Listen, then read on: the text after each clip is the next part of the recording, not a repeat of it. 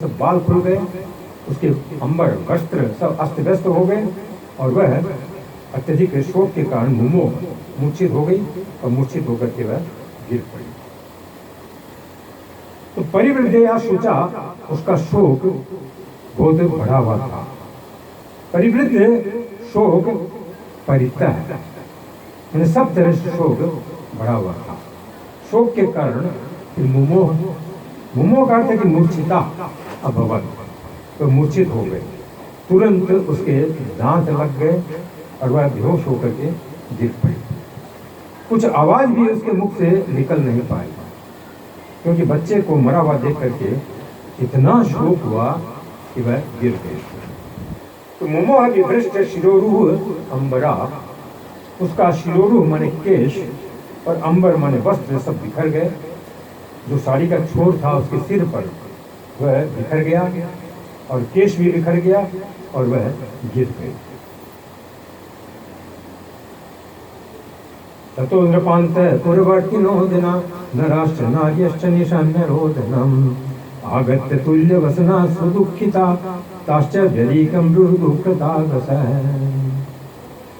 तो बाद में क्या हुआ कि जब ये आवाज सबके रोने की सुनी तो नृप अंतःपुरवर्ती ने, उस राजा के अंतःपुर में, महल में जो भी लोग थे ये सब उस आवाज को जब सुने, जना शब्द है यहाँ पे, जितने लोग थे सब सुने, चाहे नराश्च नार्यश्च, चाहे स्त्रियां चाहे पुरुष, निशम्य, ये जब सुने रोदनम, इस रोने को जब सुने तो अगत्य सब आ गए। तुल्य वसना, उनको भी समान रूप से उतना ही दुख हुआ जितना कृतज्योति को हो रहा था, और वे विश्व दुखिता, बहुत दुखी हो गए।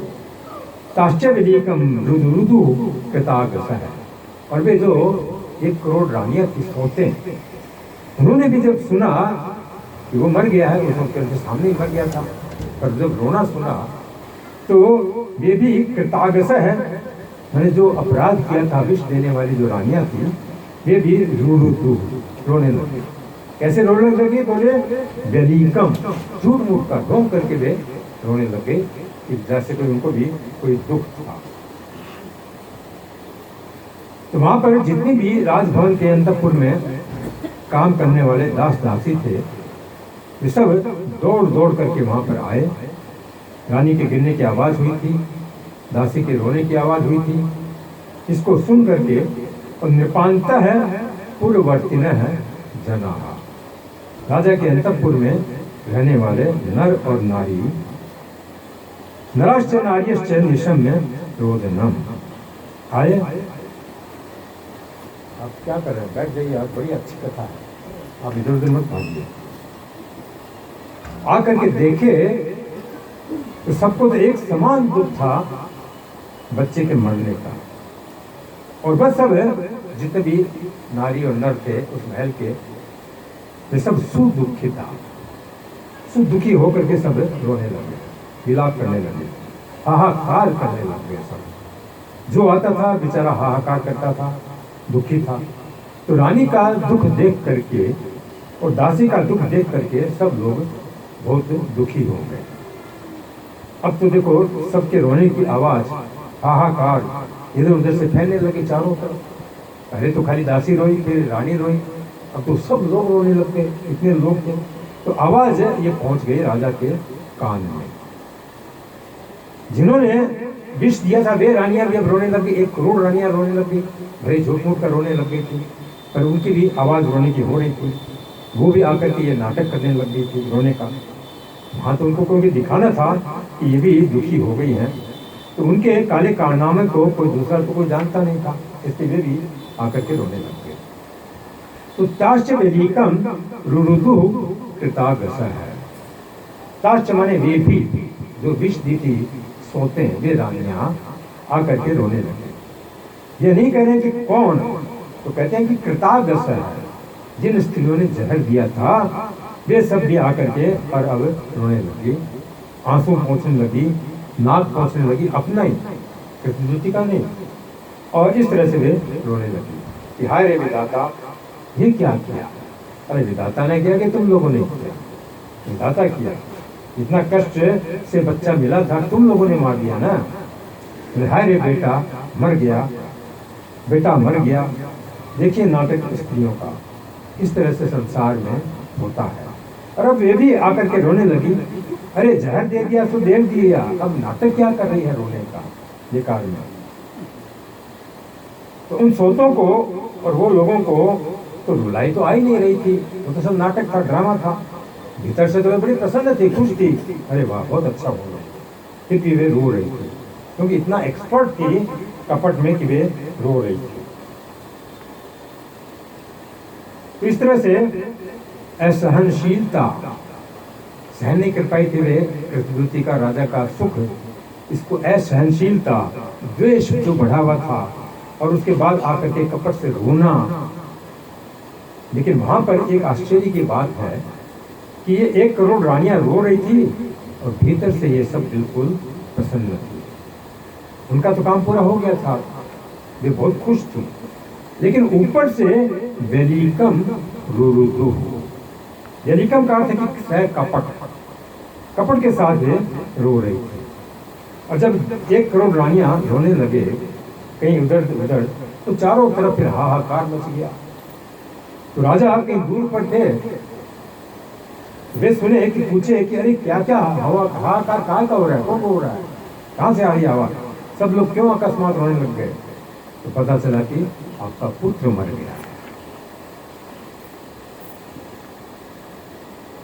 तो श्रुत्वा मृतं पुत्रमलक्षितान्तकं विनष्ट दृष्टि प्रपतन् सकलं कथि स्नेहानुबंधे धितया शुचावृषं विमूर्छितो नु प्रकृति द्विजय वृतः। जब उन्होंने राजा ने सुना कि वो पुत्र मर गया है, लेकिन अलक्षित अंतकम, कारण पता नहीं चला कि अंतकम माने मरा क्यों, कैसे मरा, किस कारण से मरा, वो पता नहीं चला। तो जैसे ही सुना विनष्ट दृष्टि ही, वह एक प्रकार से अंधा हो गया, उसकी आंखें काम करना बंद कर दी। प्रपतन गिरता पड़ता, स्खलन पथी, रास्ते पे लुढ़कता हुआ गिरता हुआ जब चलने लग गया वह लड़की के पास आने के लिए। स्नेहानुबंध है, इतना बंधन था स्नेह का उसके ऊपर, इतना वह प्रेम करता था उस लड़के को कि शुचा प्रशम, शोक एकदम से बढ़ गया उसका। जैसे सुना कि बच्चा मर गया है, उसका शोक एकदम से बढ़ गया। और विमूर्छित दोनों प्रकृति विजय होता है, उनकी प्रकृतियां सब, तो 7 प्रकृतियां कल मैंने बताए थे, माने मंत्रियां, सैनिक, सेनापति, सलाहकार, जो कुछ भी थे, ब्राह्मणगण, सब लोग आकर के उनको घेरे हुए थे, साथ में वे भी आए थे। तो उनसे घिरे हुए राजा आया उधर, और आया तो विमूर्छित हो, विमूर्छित, मोहित हो, विमोह हो गया, विमूर्छित हो गया, मूर्छा आ गई उसको। तो राजा ने सुना कि उसका पुत्र मर गया है। तो राजा को तो पहले जिज्ञासा हुई कि कैसे मर गया, कैसे मर गया। शोक में लगा पूछने, कौन मार दिया, क्या हुआ, क्या रोग से मर गया कि क्या हो गया। तो अलक्षितांतकम, अलक्षित अलक्षितो अंतकः, अंतकः माने मृत्यु, स यश सह, माने बच्चे की, अपने बच्चे की मृत्यु के विषय में उसे कोई पता नहीं चला कि कैसे मारा, कौन मार दिया। तो अलक्षित मृत्यु मारा था इन स्त्रियों ने मिलकर के, उसकी पत्नी, उसी की पत्नियों ने मिलकर के मारा था। लेकिन देखो राजा को भी पता नहीं चला, इतना बड़ा राजा, पूरे वर्ल्ड को वो कमांड करता था, कंट्रोल करता था, और उन स्त्रियों का वो पेट नहीं देख सका। कितनी बड़ी इस तरह से देखिए, इस बात को छिपा लिया जाता है।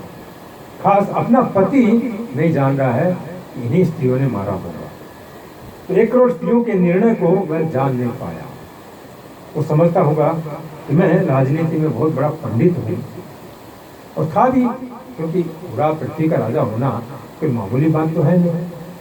विद्वान हूँ, 1-2 आदमी में क्या है, कैसे कैसे समझ पाएगा वह। पर 1-2 आदमी के दिल में भी क्या है वो नहीं समझ पाता था। तो ये तो करोड़ रानियां थी, कैसे समझ पाएगा। अब इसका कारण मैंने बताया था कल और परसों में, क्यों नहीं समझ पाता है, क्योंकि जब अपना मन अपने कंट्रोल में नहीं रहता है तो उसके कोई भी बस में नहीं रहते हैं। आज उसका मन बिल्कुल कंट्रोल में नहीं है, क्योंकि वह शोक में है राजा, एकदम दुख में है। तो 1 करोड़ रानियों की हृदय की बात को वह राजा जान नहीं पाया। फिर भी आदमी देखो अपने को समझता है कि मैं तो विद्वान हूँ, मैं समझदार हूँ, मैं ये हूँ, मैं हूँ, ऐसा मानता रहता है। तो अलक्षित अंतकम, ये सुनते ही कि उसका पुत्र मर गया, वह विनष्ट दृष्टि हुई, उसके आंख से दिखाई पड़ना उसको बंद हो गया, मतलब कम दिखाई पड़ने लग गया। शोक के कारण ऐसा हुआ, विनष्ट दृष्टि, आंखों के सामने अंधेरा छा गया शोक के कारण। और तुरंत वो चलने की कोशिश किया, चला अपने पुत्र की तरफ। तो प्रपतन स्खलन पथि, पथि स्खलन, रास्ते में कई बार बेचारा स्खलन किया, स्लिप किया, पैर स्लिप किया, कभी कभी तो गिर भी गया, रो रहा था, छाती पीट रहा था, गिर रहा था। तो स्नेहानुबंधे दितया शुचा भृशम विमूर्छितोनु प्रकृति द्विजय रहता है। स्नेहानुबंध, स्नेहानुबंध के कारण माने स्नेह का बंधन, उसके कारण उसका शोक बढ़ा हुआ था। प्रतिदिन स्नेह बढ़ रहा था उसका, क्योंकि एक ही पुत्र हुआ था इतनी सब रानियों से, और इतने दिन बाद हुआ था, इसलिए उसका स्नेह तो बढ़ा हुआ था ही और दिन पर दिन बढ़ ही रहा था। तो अब स्नेह के कारण उसका शोक बढ़ रहा था। मैंने बताया था कल, जितना स्नेह बढ़ेगा उतना ही शोक बढ़ेगा। इसलिए संबंधों में, परिवार में, पुत्र में, पत्नी में स्नेह उतना ही करना चाहिए जितना जरूरी है। जितना ज्यादा करेंगे उतना ही शोक मिलेगा आपको, कोई न कोई कारण से। वह आज राजा के साथ ये हो रहा है।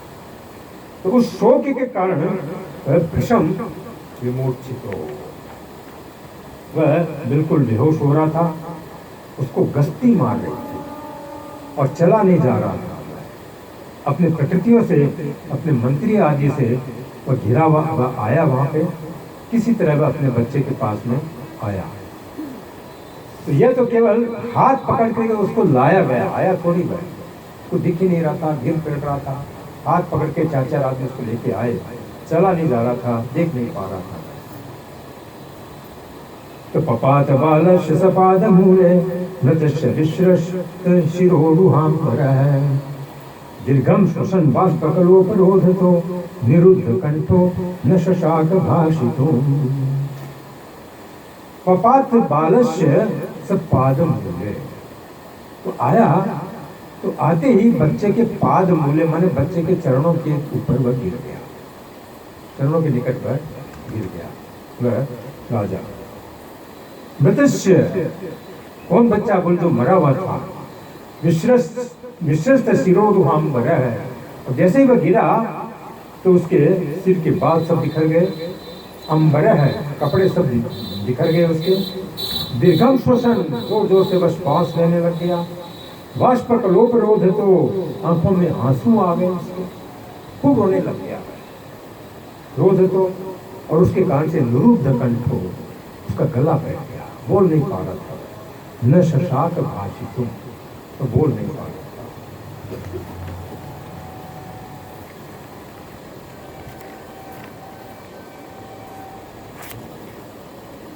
तो पपात बालस्य सपाद मूले, और आ करके मरे हुए अपने पुत्र के चरण में गिर गया, धड़ाम। सुखदेव गोस्वामी कहते हैं पपात, पपात का अर्थ है कि गिर पड़ा, पतित हो गया।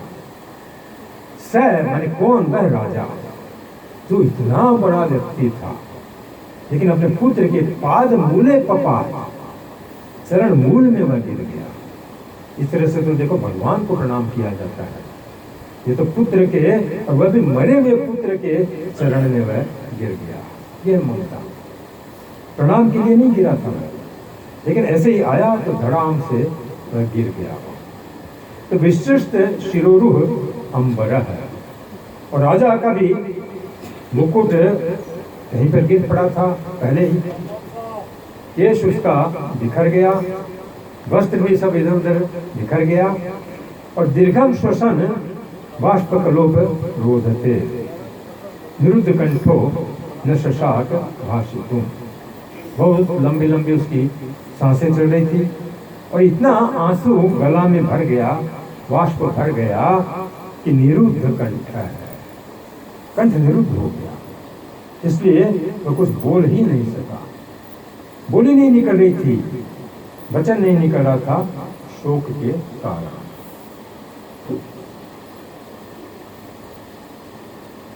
पतिं निरीक्षो रुषुचार्पितं तदा व्रतं च बालं सुतमेकसन्ततिं धनस्य रागी प्रकृतेश्च हृद्रुजं सती दधाना विलापचित्रधा। जब पति निरीक्ष, जब प्रत्युति ने देखा पति की यह दशा कि शुचार पितम तदा, बड़े शोक में है पिता पति हमारा, और उसने देखा कि मृतम च बालम, बच्चा मरा हुआ पड़ा है, ऐसा बच्चा सुतम एक संतितम, जो हमारे परिवार का, हमारे वंश का इकलौता पुत्र था, एक संतित, वो बच्चा मरा हुआ पड़ा है। तो जनस्य रागी प्रकृतेश्च हृद्रुजम, जितनी भी ये प्रकृतियां थी, जो मंत्री सेनापति ये सब और विलाप, रोने लग गए। रानी रोने लग गई। रानी ने देखा कि सब प्रकृतियां रो रही हैं, मंत्रीगण रो रहे हैं, सेनापति रो रहे हैं, सब रो रहे हैं, राजा रो रहा है, पुत्र मरा हुआ पड़ा है, तो रानी भी सती दधाना विलाप करने लगी एकदम से, चित्र था, तरह तरह से वह रोने लग गई रानी, क्योंकि हृदय हृदय की पीड़ा उसकी इतनी बढ़ गई कि देखो इकलौता पुत्र हमारा था और वह भी मर गया, और सब लोग यहाँ पे उसी के लिए देखो विलाप कर रहे हैं। तो पति जब इस तरह से गिर गया तो कुछ देर के बाद प्रत्युति को होश हुआ, उसके दांत थोड़े छूट गए, उसकी मूर्छा दूर हो गई। तो वह देखी पति की दुर्दशा कि पति निरीक्ष उरु माने बहुत अधिक, सुचार पिता, बहुत अधिक शोक में वह डूबे हुए थे। उस पति को अपने को उसने देखा, और मृतम च बालम सुतमेक संततिम, अपने इकलौते पुत्र को, जो वंश की संतान का कारण था, वंश परंपरा का जो कारण होता, उस मरे हुए पुत्र को जब उसने देखा और अपने पति की दुर्दशा को जब उसने देखा, तो वह रानी ऐसा विचित्र विलाप करने लगी, छाती पीट करके वह रोने लगी कि उसको सुनने से सब लोग फिर वहां पर रोने लग गए, और यहाँ तक कि सेनापति, मंत्री, सब लोग रोने लग गए। जनस्य राज्ञी प्रकृतिश्च हृद्रुजम दधारु, सबके हृदय में शोक छा गया, हृद्रुजम, हृदय में शोक छा गया, सब लोग रोने लगे रानी का विलाप देख करके। विलाप चित्रधा, रानी प्रत्युति विचित्र प्रकार का विलाप वह कर रही थी। विलाप का अर्थ है कि कुछ दुख प्रकट करते हुए रोना। जब कोई व्यक्ति रोता है तो रोते हुए कुछ कहता जाता है, इसको विलाप कहते हैं, या प्रलाप भी इसको कहते हैं। तो उस विलाप में व्यक्ति को स्वयं ये चेतना नहीं रहती है कि मैं क्या बोल रहा हूँ, लेकिन अपने दुख को प्रकट करने की एक भावना उसके हृदय में होती है, तो वो दुख प्रकट करता जाता है और रोता जाता है। तो ये दुख प्रकट करती हुई प्रत्युति रो रही है। अब इसके शरीर का वर्णन करते हुए श्री सुखदेव गोस्वामी कहते हैं, स्तनद्वयं कुङ्कुम पङ्कमण्डितं निषिञ्चति सञ्जन बाष्पबिन्दुभिः विकीर्य केशाञ्जिलगस्रजसुतं शुशोच चित्रं कुररीव सुस्वरम्। वह अपने दोनों स्तनों पर जो केशर और कुमकुम लगाई हुई थी, वह सब नेत्रों के पानी से सब निकल गया, और निषिंचती अंजन, आंखों में काजल लगाई थी, तो काजल आंखों के कारण निकल गया, बाष्प बिंदु भी आंसुओं से तो निकल गया। विकीर्य केशान, उस रानी के केश बिखर गए। बिलगत सज है, फूल माला वेणी पर लगाई थी, वह सब फूल नीचे गिर गए। सुतम सुशोच, पुत्र को ये शोक करने लगी। चित्रम कुररीव सुस्वरम, जिस प्रकार कुररी पक्षी शोक करता है बड़े मधुर स्वर में, उस प्रकार वह रानी शोक करने लगती। तो प्रतिद्युति के दोनों स्तन पहले केसर और कुमकुम के गंध से मंडित थे, श्रृंगार की थी, केसर कुमकुम लगाई थी, इतना रो रही थी कि उसके आंखों के आंसुओं की धाराओं से उसके स्तन पर होते हुए केसर को वह धो रहे थे। विकीर्य केशान उसके स्तन पर, अच्छा विकीर्य केशान उसके केश विकीर्ण हो गए, माने तब तितर बितर हो गए। बिलगत सज है उसकी मालाएं टूट गई। श्रुतम सुशोच चित्रम कुरलीव सुस्वरम, वह कुरली पक्षी की तरह मधुर स्वर में वह विलाप कर रही थी, रो रही थी। तो शरीर की यह दशा हो रही थी और मन तो दुखी था ही। तो इस तरह से रानी विलाप कर रही थी। अहो विधातस्तव त्वं अतीव बालिशो, जब इतना शोक हो गया तब रानी भगवान को गाली दे रही है। अहो विधातः त्वं अतीव बालिशो यस्त्वात्मसृष्ट्या प्रतिरूपमीहसे हरिनुजीवत्य परश्यामृति विपर्यश्चत्वमसि ध्रुवः परः। अरे विधाता, तुम एकदम बालिश है, तुम एकदम मूर्ख हो, तुम एकदम बच्चा हो। ये स्वात्म सृष्टि है जो तुम अपनी ही सृष्टि के प्रतिरूप में से अपने सृष्टि के प्रतिकूल कार्य कर रहे हो। तुमने सृष्टि बनाई है, तुम उसके प्रतिकूल कार्य कर रहे हो। क्या प्रतिकूल कार्य? बोले परे नु जीवती, बड़े बूढ़े तो जीवित हैं, और परश्यामृति, छोटा बच्चा मर गया है। ये सृष्टि के विपरीत कार्य कर रहे हो। विपर्य यश चेत्वमसि ध्रुव पर है, इसमें तो ऐसा लगता है कि तुम जो सृष्टि की और इन सब की उनके तुम शत्रु, पर माने शत्रु, तुम इन सब के शत्रु हो। अब इस श्लोक के बाद में जितने भी श्लोक आएंगे सब बहुत अच्छे श्लोक हैं, ध्यान से सब सुनिएगा। किसी को नींद आ रही है तो खड़ा होकर के सुनिएगा, लेकिन इसको मिस मत करिएगा। और कोई भी काम हो नीचे नहीं जाने का है। तो प्रतिद्युति विलाप कर रही है। जब व्यक्ति दुख के समय कुछ कहता है तो सबसे पहले भगवान को गाली देना चालू करता है कि दैया रे दैया, हाय रे भगवान, तुम अतीव बालिश है, तुम अतिशय मूर्ख हो। हे जगत को उत्पन्न करने वाला, हे ईश्वर, हे विधाता, तुम अतीव बालिश है। केवल मूर्ख नहीं हो, अतीव, तुम अतिशय बचकानी बुद्धि वाले हो, तुम मूर्ख हो। यदि भगवान पूछे कि हम क्या मूर्खता कर दिए, तो बेचारी रो रो करके कहती हैं कि यह स्वात्म सृष्टि प्रतिरूप भी है से, तुम अपनी सृष्टि के प्रतिकूल व्यवहार कर रहे हो। स्वयं इस सृष्टि को तुमने रचा है और इसके विपरीत तुम्हारा आचरण हो रहा है। भगवान बिल्कुल चकित हो गए कि हम सृष्टि के क्या विपरीत आचरण कर रहे हैं। तो वो कहती है कि परेनु जीवत्य परश्याम रति, बड़े बूढ़े लोग इस संसार में जी रहे हैं और बच्चे को मारना चालू कर दियो तुम। क्यों? कोई सीरियल नंबर नहीं है तुम्हारे पास, कोई क्रम नहीं है, एक दिशा से जन्म देते जाए और बाद में मार दे। ये तुम्हारा कोई क्रम नहीं है, सीरियल नंबर नहीं है तुम्हारा कि ऐसे जन्माए ऐसे मार दिए। तो परेनु जीवत्य परश्या मृति, परे अनुजीवती, परे माने बड़े बूढ़े लोग तो जीवित हैं, बूढ़े बूढ़े लोग जी रहे हैं, और अपरश्य माने बच्चे की छोटे, वो उनकी मृत्यु हो गई है। तो विपर्य मसी ध्रुव भरा है। इस तरह से तुम विपर्य कर रहे हो, माने विपर्य माने उल्टी बात कर रहे हो, उल्टा कर रहे हो। निश्चित तुम प्राणियों के परह हो, तुम शत्रु हो, परह माने शत्रु, तुम सबसे बड़े दुश्मन हो सबके। तो भगवान गीता में क्या कहते हैं? भगवान तो गीता में कहते हैं सुहृदम सर्वभूतानां, भगवद गीता 5:29, तो कहते हैं कि मैं सबका हितैषी हूँ, मेरे से बढ़कर कोई हितैषी है ही नहीं, मैं सभी प्राणियों का सुहृद हूँ। लेकिन दुख में प्रतिद्युति क्या कहती है कि तुम सबसे बड़े दुश्मन हो सबके, तुम दुश्मन हो।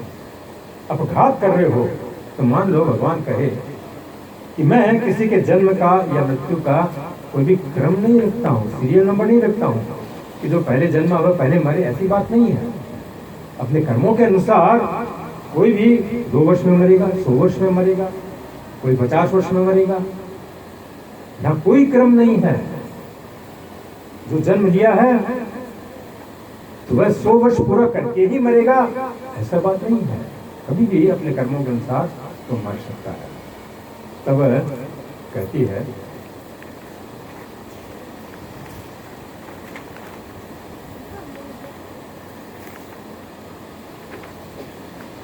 कि यह प्राय जगत में देखा गया है, खास करके मनुष्य समाज में, कि अपने मन के विपरीत यदि कोई बहुत अप्रिय घटना हो जाती है तो व्यक्ति सबसे पहले ईश्वर की व्यवस्था का दोषारोपण करता है, तो भगवान में दोष निकालता है। जब जन्म देता है तब तो कोई भी उनको धन्यवाद नहीं देता है भगवान को कि उन्होंने जन्म दिया है, ठीक ठाक बच्चा हुआ, ठीक ठाक सब कुछ हो गया। जन्म होता है तो आदमी को खुशी होती है, या धन की प्राप्ति होती है, स्वजन की प्राप्ति होती है, तो प्रसन्नता होती है। और जब अपने कर्मानुसार ये बिछुड़ जाते हैं या कोई शरीर छोड़ देता है तो सीधे भगवान को गाली देना चालू करते हैं कि ये क्या कर दिया। और कभी कभी तो यहाँ तक कहा जाता है कि तुम तो अपने मन की बात करते हो, एकदम स्वतंत्र हो, तुम्हारे ऊपर कोई है नहीं ना, जो भी मन में आया कर लेते हो, एकदम मन का करते हो, जो मन में आता है वह करते हो तुम। वास्तव में यह बात है। तो महाराज चित्रकेतु की पत्नी कृतज्योति विलाप कर रही है अपने मृत पुत्र के पास। अहो विधाता है, तुम अतीव बालिश है। अहो हे, अहो का अर्थ होता है कभी कभी अहो विस्मय में भी प्रयुक्त होता है, या आनंद में या शोक में। यहाँ पर शोक में यह अहो कहा गया, ये आनंद में भी प्रयुक्त होता है अहो। तो अहो विधाता तुम अतीव बालिशा है, ये विधाता तुम अतीव बालिशा है, तुम सीमा से पार, तुम मूर्ख हो। विधाता है, विधाता कहते हैं जो जगत का विधान करते हैं उसको विधाता कहते हैं। जो जगत की रचना करे, इसको चलाते हैं, वह जगत का विधाता। कई लोगों को तो मालूम नहीं कि विधाता कौन है। वास्तव में भगवान कृष्ण है वास्तव में विधाता। कोई कोई ऐसे ब्रह्मा जी को भी समझते हैं कि वही ये सब कुछ करते हैं, लेकिन ब्रह्मा जी भी उनके ऑर्डर से करते हैं, इसलिए कृष्ण ही परम विधाता है और उनको ड्यूटी दिया गया है ब्रह्मा जी को कि आप भी विधान करो। तो जन्म देता है, मारता है, लेकिन वास्तव में भगवान गीता में क्या बोलते हैं कि पिता हमस्य जगतो माता धाता पितामह है। भगवद गीता 9:17 कि मैं ही सबका पिता हूँ, मैं ही सबका माता हूँ, मैं ही सबका धाता हूँ माने आश्रय दाता, और मैं ही सबका पितामह माने दादा भी मैं ही हूँ। तो ब्रह्मा जी का बाप भी मैं ही हूँ। तो मैं हूँ सबको कुछ करने वाला। मैं इस ब्रह्मांड का पिता, माता, आश्रय तथा पितामह। मैं इस जगत की माँ हूँ, मैं इस जगत का पिता हूँ, मैं इस जगत का दाता हूँ, और दादा भी मैं ही हूँ। पितामह, पितामह भी मैं ही हूँ। ये सब कुछ मैं ही हूँ। तो भगवान श्री कृष्ण की व्यवस्था देखो बहुत सुंदर है इस जगत में।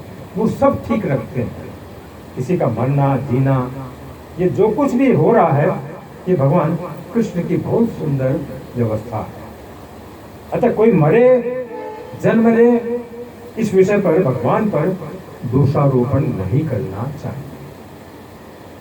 भगवान जो कर रहे हैं वो बिल्कुल ठीक कर रहे हैं, लेकिन मनुष्य भगवान पर इस तरह से दुर्व्यवस्था का या निर्दयता का, यहाँ तक कि कृष्ण तो मूर्खता तक का आरोप लगा रही है कि भगवान बहुत बड़े मूर्ख व्यक्ति हैं।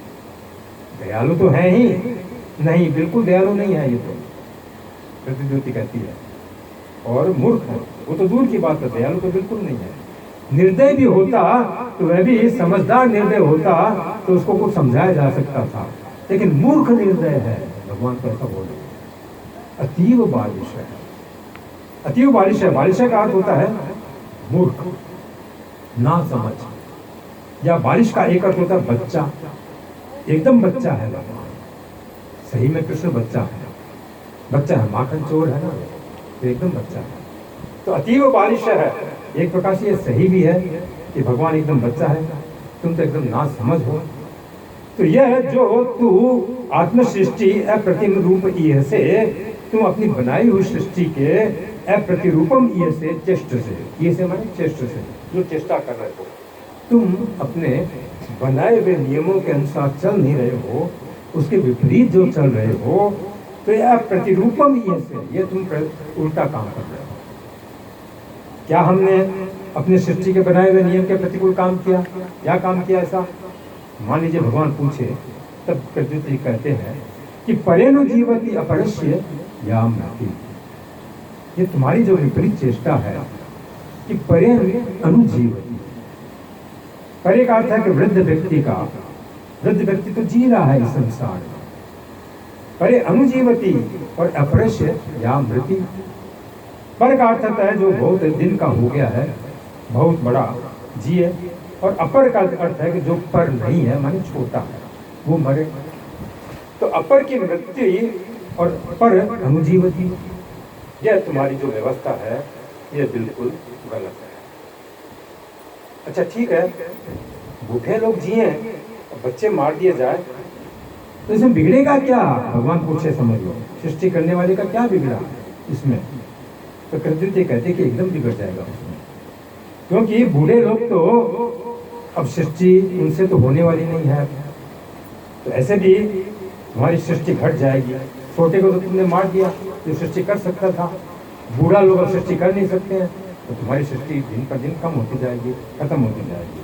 कहे है 50-55-60 वर्ष के बाद बच्चा नहीं होता है, पुरुष में बच्चा उत्पन्न करने की सामर्थ्य नहीं होती है। तो जो बच्चा उत्पन्न कर सकते हैं वो बचपन में यदि मर जाए, बच्चा ही बड़ा होकर के बच्चा उत्पन्न करता, वही यदि बचपन में मर गया तो बूढ़ों से तो होने वाला नहीं है। तो सृष्टि पर दिन कम होती जाएगी, तुम्हारी सृष्टि का काम धंधा बिल्कुल बंद हो जाएगा। सृष्टि होने की बात तो दूर रही, और उधर भी बंद हो जाएगा तुम्हारी सृष्टि के विपरीत आचरण से, क्योंकि तुम विपरीत आचरण ये कर रहे हो, बच्चे ही मार दिए। तो इस तरह से तुम अपने द्वारा बनाए हुए बिल्कुल सृष्टि के खिलाफ काम कर रहे हो, तुम सत्यानाश कर रहे हो इस संसार का। तो अपना विचार तो तुम देखो। ऐसा लगता है ना कि अगर कोई वृद्ध हो गया है, बहुत उम्र का हो गया है, तो वह तो बच्चा पैदा कर ही नहीं सकता है। श्रीधर स्वामी जी यहाँ पे लिखते हैं कि वृद्धि से सृष्टि समर्थ्या भावो वाले च मृत्यु तब सृष्टि